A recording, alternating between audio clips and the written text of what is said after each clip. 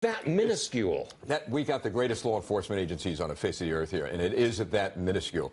So you could find a piece of hair that may belong to that suspect, and bingo, if there's bomb tracing material in that vehicle, look at that connection. That's the connection. Connect That's that what dot. they're looking for. Yeah, exactly. Connecting the dots. The packaging they've got. Yes. If there's any connection from that packaging to that vehicle or the man's home, you got him. And think about this. What if somebody else's fingerprints are on there and not his? You may have another suspect. That's why it's important to protect all of the evidence and the crime scenes. Chad Jenkins, how long does it take to go through a vehicle like the one that's on the screen that's being taken away? How fast to go through it with a fine-tooth comb?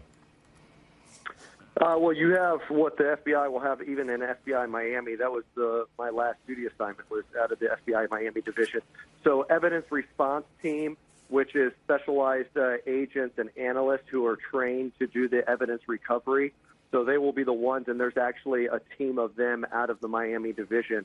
So they'll deploy to, obviously, the home of the individual as well as the vehicle to do that.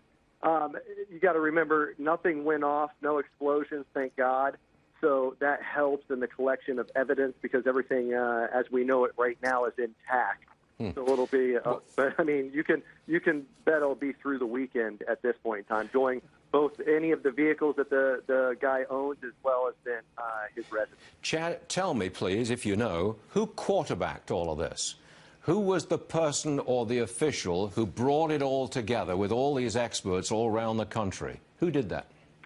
Oh, this would have been run out of FBI headquarters. I mean, it was a big enough operation that FBI headquarters would have run it. And we have to remember, I mean, thousands of leads are generated throughout the FBI every single day that are crossed over from one field office to the other. But because of the level of the level of the threat, the national threat that this played, it would have been quarterbacked, if you will, out of headquarters.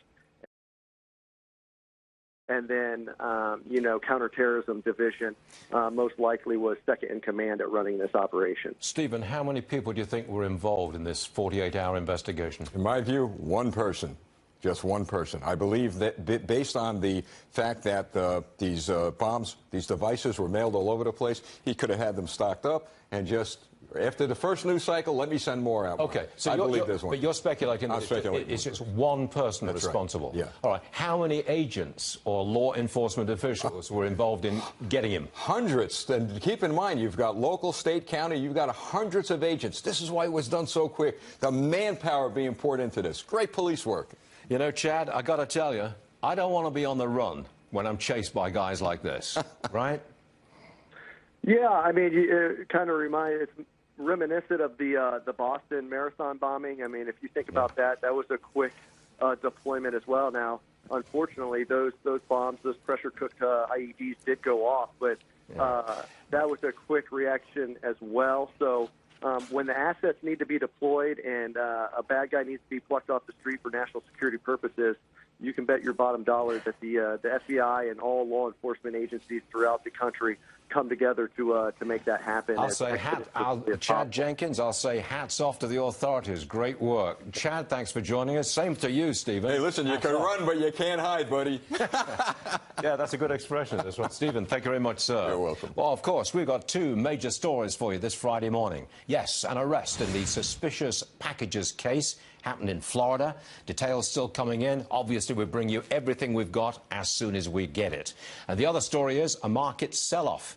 The Dow came back came back more than 100 points after the arrest of this suspect was announced.